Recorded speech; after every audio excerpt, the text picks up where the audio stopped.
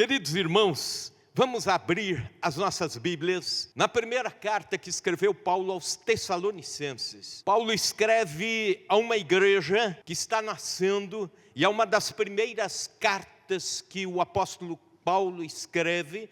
Talvez seja a primeira carta escrita e talvez também seja o segundo dos escritos do Novo Testamento. É que nós temos a Bíblia não em ordem cronológica, mas por blocos.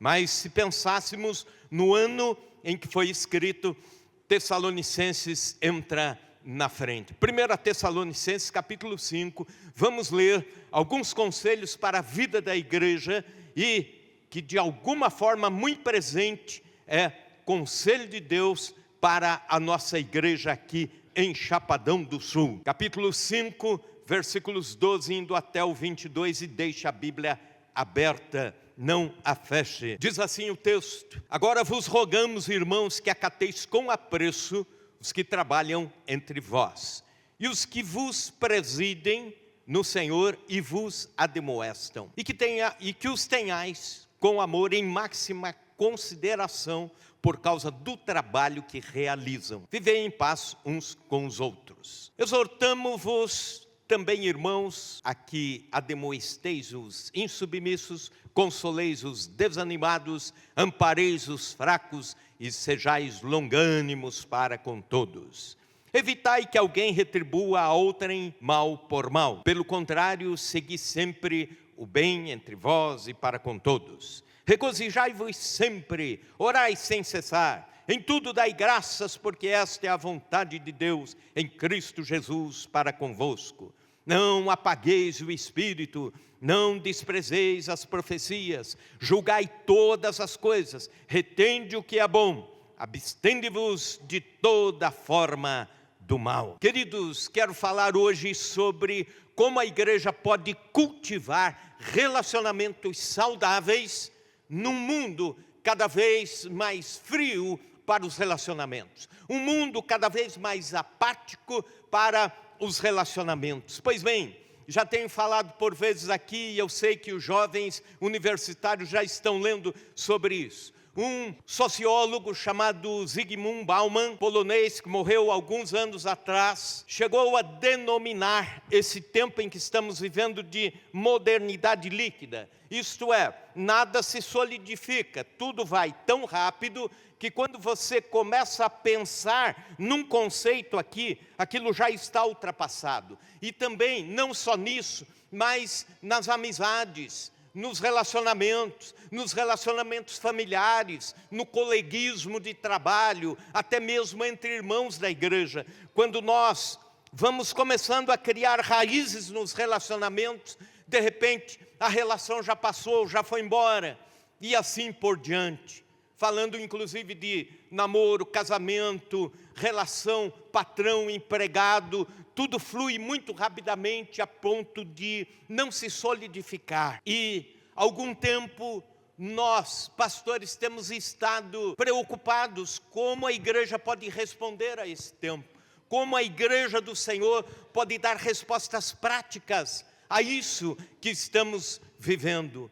Pois bem, enquanto nós pensamos, ao mesmo tempo nos quedamos diante da Bíblia, nos debruçamos diante da palavra de Deus e ela já vai trazendo respostas. E esse talvez seja um dos textos mais ricos de resposta para como a igreja pode ter relacionamentos saudáveis neste tempo em que nós vivemos. E aqui o apóstolo Paulo começa dizendo à igreja de Tessalonicenses que ela pode ter relacionamentos saudáveis em algumas vias. Por exemplo, liderança com liderança, igreja com a liderança, também relacionamentos saudáveis crentes com crentes, relacionamentos saudáveis nós cristãos com Deus, começando na primeira via, relacionamentos dos crentes com a liderança da igreja, versículos 12 e 13, veja comigo, agora vos rogamos,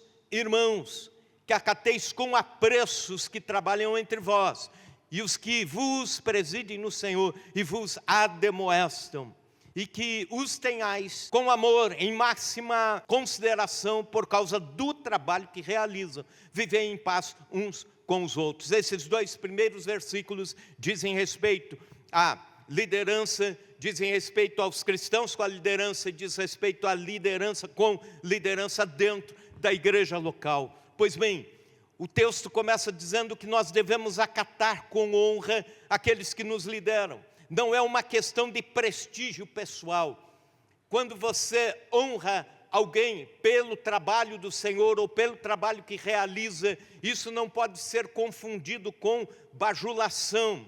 Aliás, os piores são aqueles que bajulam pessoas, bajulam conhecidos, bajulam dentro da igreja ou fora da igreja, talvez até sejam pessoas perigosas. A honra não é por causa do carisma pessoal. A honra que o texto está dizendo, e já dá a resposta no versículo 13, é por causa do trabalho que realizam. Por que isso? Porque um líder cristão, seja pastor, presbítero, missionário ou líder de ministério, tem uma tarefa dificílima de administrar as mãos de homens e mulheres, humanos, pecadores, como somos, valores eternos. Então, trazer valores eternos e administrá-los às nossas mãos, às mãos de seres humanos, nisso tudo há um trabalho pesaroso. Para tanto que um líder que não sofre de joelhos, com lágrimas, com suor, pelo seu ministério, pelo trabalho que Deus colocou às suas mãos, ou pela equipe que está trabalhando, ou um pastor que não sofre as dores da sua igreja, provavelmente ele está perdendo o seu foco de vocação para a qual um dia Deus o chamou. É por isso que o autor aos Hebreus, capítulo 13, versículo 17 diz: obedecei a vossos guias e sede submissos para com eles, pois velam por vossas almas, como quem vai prestar contas, para que façam isso com alegria e não gemendo, porque isso não se aproveita a vós outros. Portanto, o relacionamento nesses primeiros versículos, aliás, há um trocadilho de palavras aqui interessante, duas expressões. Primeiro, no versículo 12, ele fala de aqueles líderes que estão entre vós. E depois, no momento seguinte, já emendando a frase, aqueles que presidem sobre vós. Então a gente fica na pergunta, então um líder estará entre ou sobre, já que o texto diz as duas coisas. Ora, ele estará entre vós. Todos nós precisamos seguir o modelo de liderança de Jesus, de estar com, estar junto com. É aquela ideia de estar presente nos momentos difíceis da vida de alguém. Não é o líder que se coloca na sua torre de marfim e por ali passa a sua vida apenas como um fiscal das coisas que estão acontecendo. É o entre vós. É por isso que Paulo está dizendo com apreços que trabalham entre vós. Mas também a seguir ele diz, e que vos presidem, ou em outra tradução, que presidem sobre vós. A ideia do governo em amor, a ideia de presidir com habilidades de respeito, de amor, de consideração. Pois bem, versículo 13 ainda, tende paz uns com os outros. Por que esta recomendação, quando se fala de liderança? É porque se há um ambiente onde a paz constantemente é ameaçada, esse ambiente é a liderança. Por quê? Por várias questões. Como, por exemplo, se houver um jogo de egos ou de carnalidade, então ali naturalmente haverá disputa. Quem que manda mais? Quem dá mais comando? E Paulo está dizendo, vivam em paz. Já ouviu aquelas expressões assim? Meu ministério é mais importante do que o ministério da pessoa A.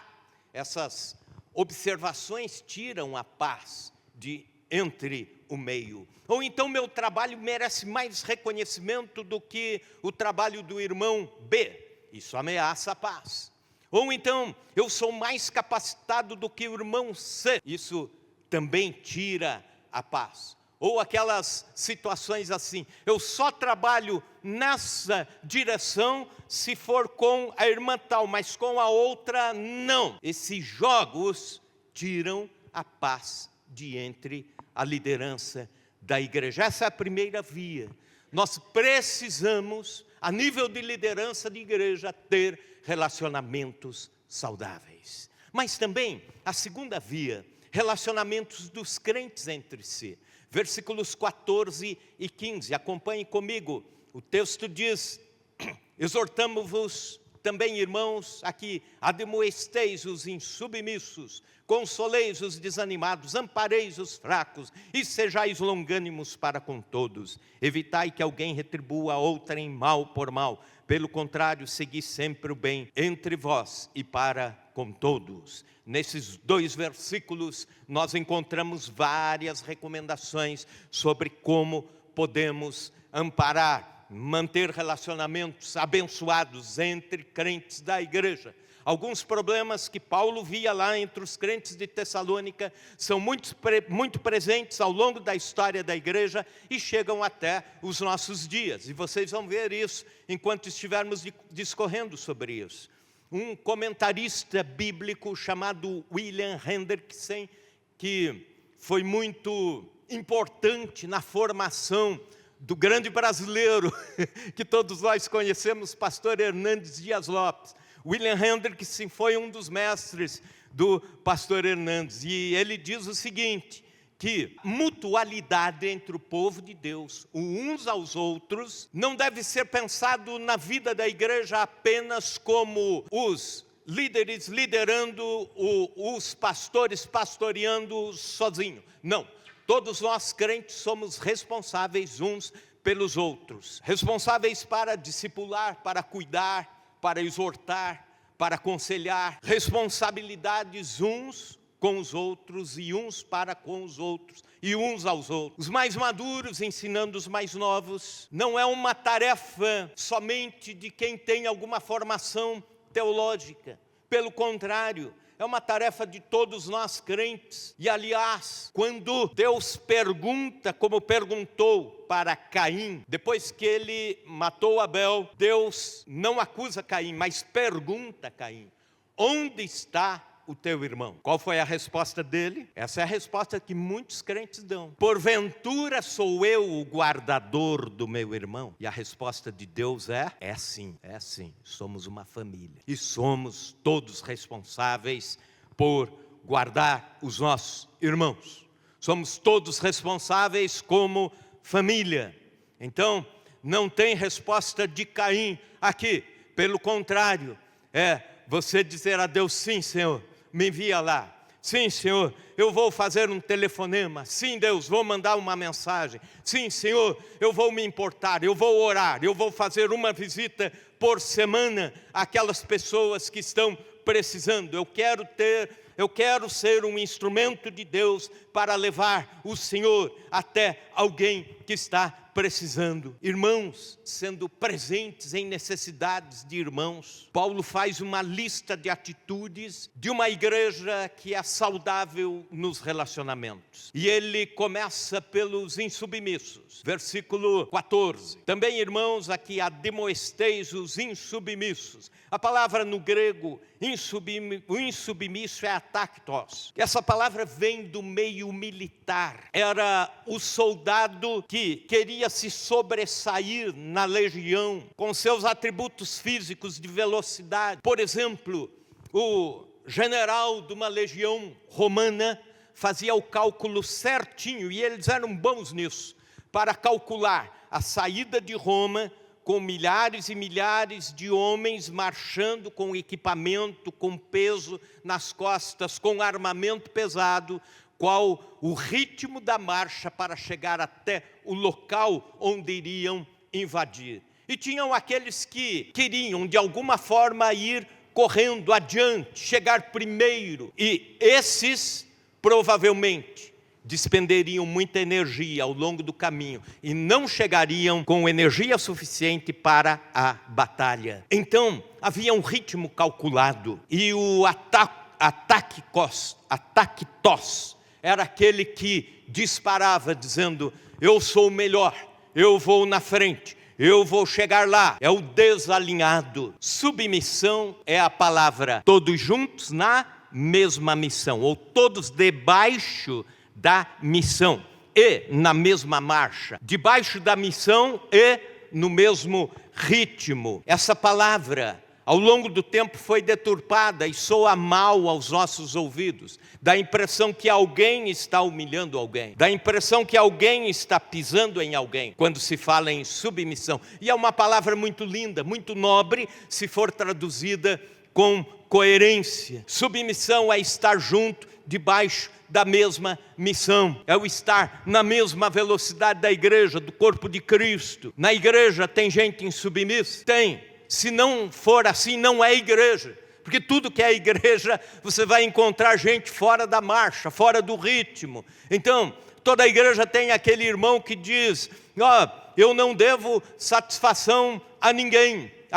O meu assunto é direto com Deus, né? É o que está dizendo: olha, eu sou disparado na espiritualidade, não preciso estar com vocês não, e assim por diante. Existe até o insubmisso exegeta bíblico, né? Aquele que usa só os termos bíblicos que lhe agradam para a sua condição. Por exemplo, ele sabe decor, talvez o único texto que ele sabe decor, Deuteronômio 28:13, Deus não me pôs por cauda, mas por cabeça. Só sabe isso.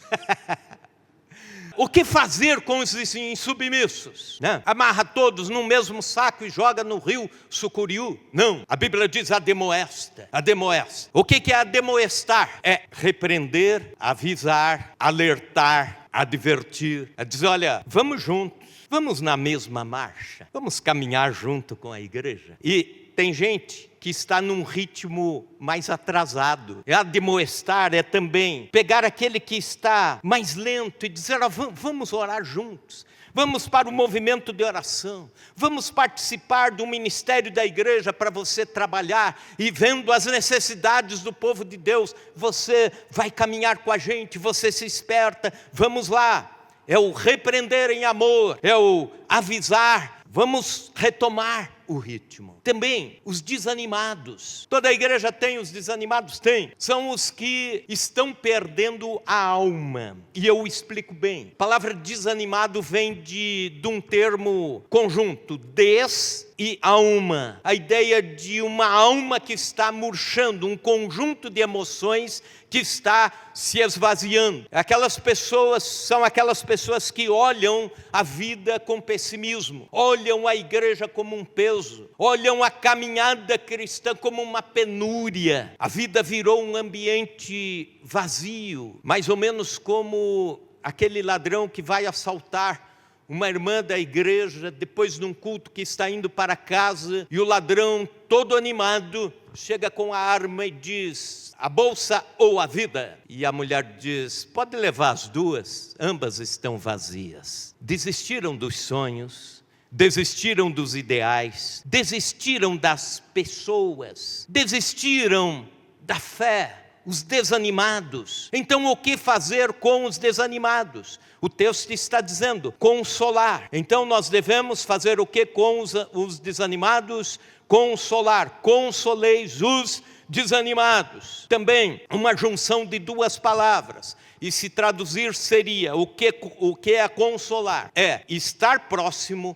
para falar. Ou então falar com. A ideia de aconselhar, aproximar-se, olhar nos olhos e dizer: vamos lá, eu te ajudo, eu oro por você. Qual é o seu problema? Vamos enfrentar juntos, orar, ser presente, expressões de consolo. Há quanto tempo você não consola alguém? E volto a dizer, é muito mais fácil você ir despachando por pastor, dizer: pastor, fulano assim, atende lá. O outro aqui é urgente, viu? O outro, Deus coloca você para consolar pessoas também. Entendeu isso? Você, mesmo sendo um crente novo, você pode consolar alguém. Você pode ser um instrumento de Deus na vida do próximo. Uma terceira categoria, os fracos. Versículo 15. Exortamo-vos também, irmãos, que admoesteis os insubmissos, consoleis os desanimados, ampareis os fracos. Ampareis os fracos. Quem eram os fracos? Eram aqueles que estavam sendo tentados a voltar à velha vida.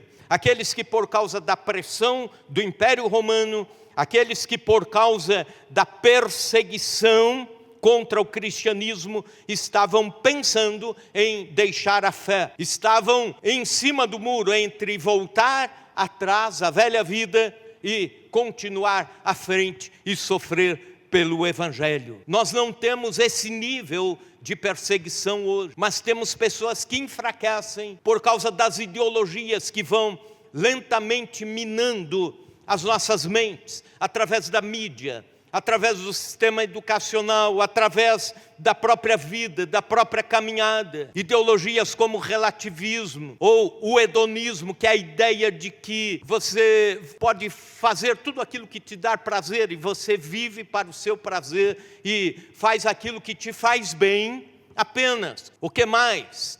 Tantos outros ismos que vão aparecendo e vão enfraquecendo e vão tirando as forças de um cristão verdadeiro que ama a Jesus e quer viver para Jesus até as últimas consequências.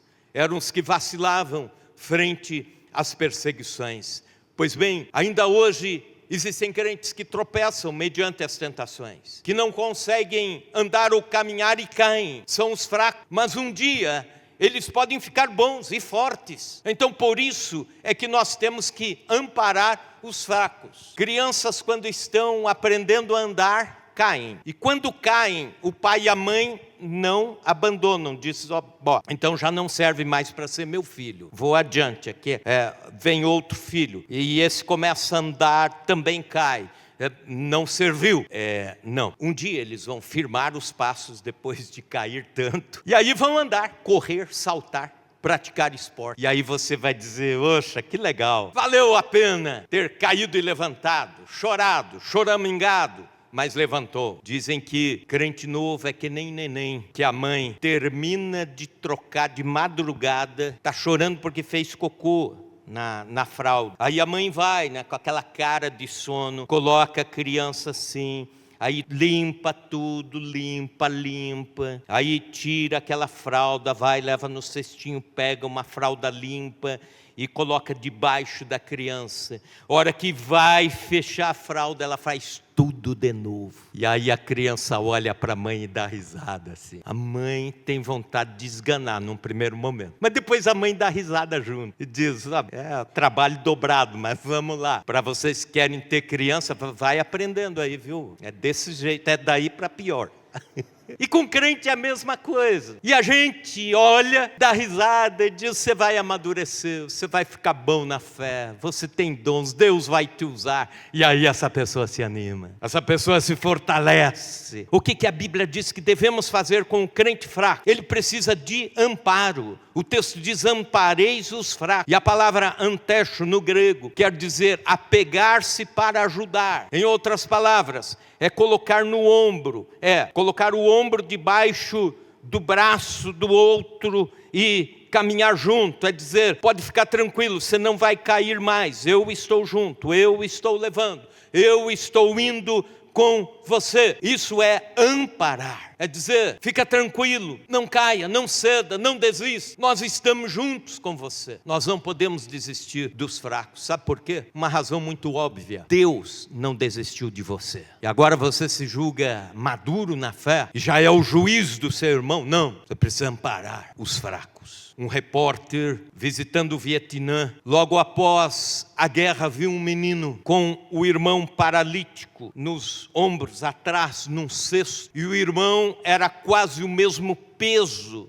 dele, do menino. E o menino colhendo arroz, com aquele peso nas costas. E o repórter perguntou, como você aguenta carregar e trabalhar com este menino nas suas costas, dado o fato que ele tem quase o mesmo peso seu? E o menininho sorriu e disse assim, não é peso não, é meu irmão, entendeu? Não é peso não, é meu, irmão. Isso é responsabilidade pelos nossos relacionamentos, amparar os fracos. E 2 orientações para todos aqui, que Paulo dá. Primeira orientação, para todos: sejam longânimos. Sejais longânimos para com todos. Todos sendo longânimos com todos. O que é longanimidade? É a paciência esticada. É quando você diz, minha paciência vai até aqui. E aí na longanimidade estica um pouquinho mais. E não arrebenta. Deus foi longânimo para conosco. É uma das características de Deus, um dos atributos de Deus. E Ele nos chama também a sermos longânimos para com todos. E aí você vai perder a paciência com alguém e você se lembra disso. Eu preciso ser longânimo. Se há um ambiente onde temos que exercitar a paciência e a longanimidade, esse ambiente é a igreja. No trabalho, você é pago para engolir sapo e ficar calado. E se falar, é demitido. Então, você ouve bronca e dá um sorriso, né? Porque é o trabalho. Na família, você briga e logo se acerta, porque há fatores de compensação, inclusive a cumplicidade e tudo mais. Aí vai descontar onde? Na igreja. E é por isso que Paulo está dizendo, todos precisam ser longânimos, porque todos nós somos carentes de longanimidade, de paciência, e também nós devemos dar paciência àqueles que estão ao nosso redor. É ministério de louvor que tem que ter paciência uns com os outros, ter paciência com o cara lá do som, da mídia, presbítero que tem que ter paciência com o outro, é o diácono que tem que ter paciência na hora do trabalho tão intenso e que por vezes palavras podem sair atravessadas, e todos nós crentes temos que ter paciência com os crentes mais cricas, temos que ter paciência com os mais chatos, né? Chato, você sabe quem que é. Chato é aquele que você diz assim, aparece lá em casa um dia, e no outro dia o cara vai mesmo, já no outro dia. Ou então sai uma turma para comer pizza depois do culto, é aquele que diz assim, quem senta na ponta paga a conta. O primeiro que diz isso, você já sabe, é o chato, já se identificou, tem que ter paciência com ele. A igreja é assim. Tinha um pastor, amigo nosso, já falecido, ele dizia assim, a igreja é a noiva de Cristo. Mas que noiva complicada que Jesus arrumou, hein? Há um poeta cristão que diz, viver no céu com os santos, isso sim será uma glória, mas viver na terra com os santos, aí sim é outra história. Segunda orientação para todos, que Paulo dá a todos. Pelo contrário, a última frase, versículo 15, evitai que alguém retribua a outrem mal por mal. Pelo contrário, segui sempre o bem entre vós e para com todos. Verso 15. Então a orientação qual é? Não permita que o ambiente da igreja seja um ambiente de hostilidade, de vingança, de retaliação. Pague o mal com a moeda do bem, é o que ele está dizendo. Dom Helder Câmara tem uma frase que ficou memorável quando ele diz, há cristãos que são como a cana, mesmo passando pela mais terrível moenda, esmagados de todo, só sabem dar doçura. Somos chamados para ser como a cana passando pela máquina e gerando doçura. Que a nossa oração seja, Senhor, trata-me amanhã como eu estou tratando meu próximo hoje. E a terceira e última via é de relacionamentos nossos com Deus. Falamos sobre relacionamentos a nível de liderança, falamos sobre relacionamento cristão com cristão. Agora, por último, intencionalmente com Deus. Por quê? Porque se nós não estamos bem entre nós, alguma coisa estará também obstruída na nossa relação com Deus. Paulo coloca aqui 7 imperativos para a relação saudável entre nós cristãos e Deus. O primeiro deles, tenha alegria incircunstancial, versículo 16, regozijai-vos sempre. A palavra regozijar quer dizer alegria extravasada, alegria expressa, alegria da risada, alegria do sorriso. A igreja precisa ter essa alegria no culto, um culto alegre, alegria nas células alegres, alegria nos bastidores. Foi muito interessante aqui antes do culto que nós tivemos no sábado do aniversário da igreja. Então, muita gente trabalhando, na quinta-feira, sexta-feira, sábado durante o dia, aproximadamente umas 40 pessoas, entre diáconos, diaconisas, irmãos voluntários, trabalhando para que a grande festa acontecesse. E alguém expressou a seguinte palavra: olha que legal, durante todo esse trabalho intenso, árduo, a gente só estava sorrindo, e parece que o trabalho foi leve demais, e a gente não sofreu nenhuma farpa, nenhuma faísca, e todos nós alegres, servindo, trabalhando pela obra de Deus, com um sorriso no rosto. Glória a Deus, glória a Deus. Você pode dizer um glória a Deus por isso? Glória a Deus. Porque isso é bênção de Deus sobre a vida da igreja, do povo de Deus. Devemos ser um povo que expressa alegria em todos os ambientes. A palavra alegria aparece 58 vezes no Novo Testamento. E o verbo alegrar, nas suas variações, 73 vezes no Novo Testamento. Portanto, nós entendemos que o cristianismo, acima de tudo, é um viver de alegria, um viver com alegria extravasada. Precisamos cultivar isso, o bom humor, cultos bem-humorados, para que o mundo veja em nós. O mundo está carente disso. As pessoas lá fora estão cada vez mais amedrontadas, impacientes, sisudas, briguentas, intolerantes, rosto fechado. Quando chegam aqui nesse ambiente, tem que ver o sorriso dos crentes, o sorriso do povo de Deus. Aleluia. Segundo desses imperativos, mantenha a oração contínua. Versículo 17, orai sem cessar. O cristão não está confinado a locais de oração ou horários de oração. Você pode orar no trânsito, você pode orar na viagem, você pode orar no almoço, você pode orar parado no posto de gasolina, você pode orar em casa, você pode orar no seu local de trabalho. Está enfrentando lutas, ore. A luta passou, continue a orar, porque ela pode voltar.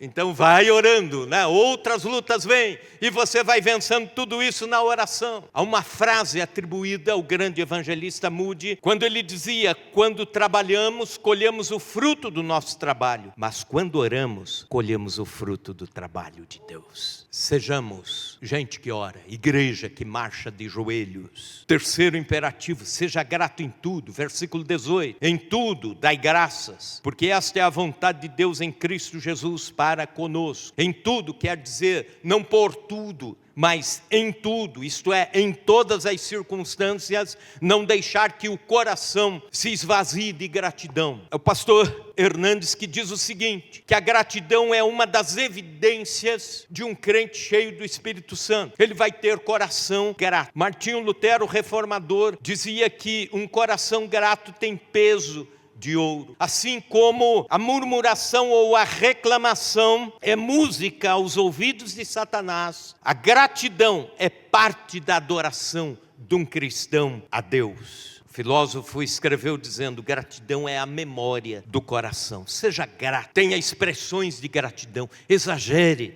na gratidão. Quarto, não apague a influência do Espírito Santo. Versículo 19, não apagueis o Espírito. O fogo ilumina, o fogo aquece, o fogo purifica, e por isso que o Espírito Santo tem como uma das figuras simbólicas o fogo do Espírito, quando apagado, quando sem combustível, faz com que a igreja ceda à frieza, à indiferença. Então mantenha a chama do Espírito Santo acesa na sua alma, mantenha o Espírito Santo aceso na sua alma, como Paulo diz, falando entre vós com salmos e hinos e louvores, adoração a Deus. Quando isso acontece, o cristão continua cheio do Espírito Santo. É como uma lamparina constantemente sendo reabastecida. Quinto, não despreze as profecias. Versículo 20, não desprezeis as profecias. O dom de profecia era o dom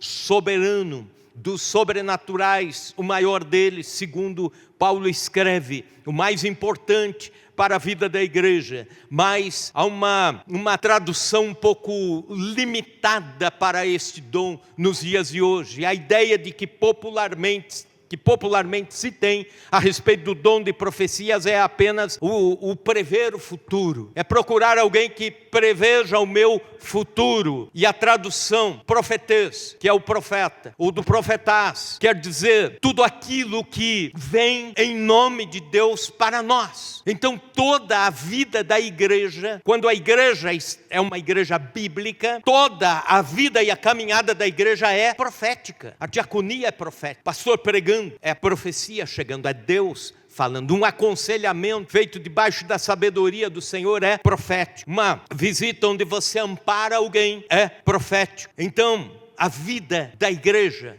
deve ser Deus usando a igreja para se comunicar com o seu povo, em palavras ou ações. E isso faz com que a igreja seja profética, o time todo, independente dos ministérios, seja missões, seja louvor, seja mídia, em tudo, quando estamos em sintonia com o Espírito Santo e não apagamos o Espírito Santo, toda a caminhada da igreja é profética. Então, não apaguemos, não desprezemos quando Deus está falando. Sexto, tenha discernimento, versículo 21. Julgai todas as coisas, retende o que é bom. Por que nós precisamos julgar e analisar todas as coisas? E a palavra de Deus nos dá esta abertura para fazê-lo. É o aceitar ou rejeitar por uma questão clara. Nem tudo que reluz é ouro. Nem todos os ensinamentos que estão na mídia em nome da palavra de Deus realmente são da palavra de Deus, são autênticos ou coerentes. Nem todas as pessoas que estão pregando ou falando o evangelho são realmente porta-vozes de Deus para este mundo. Então precisamos ter discernimento. Sétimo e último, fuja do mal. Versículo 22, abstende-vos de toda forma do mal. Então, mantenha-se longe, para que o relacionamento esteja linkado com Deus. Mantenha-se longe dos vícios, da imoralidade, da corrupção, das difamações, das disputas, do ódio, da maledicência e assim por diante. Para que em tudo o que acontece do versículo 16 até o 21, se feche com chave de ouro, com o cristão mantendo a santidade. Nós vivemos num tempo de relações fraccionadas. Vivemos num tempo de amizades desfaceladas, relacionamentos estilhaçados. E hoje Deus está nos chamando para relacionamentos saudáveis. Pastor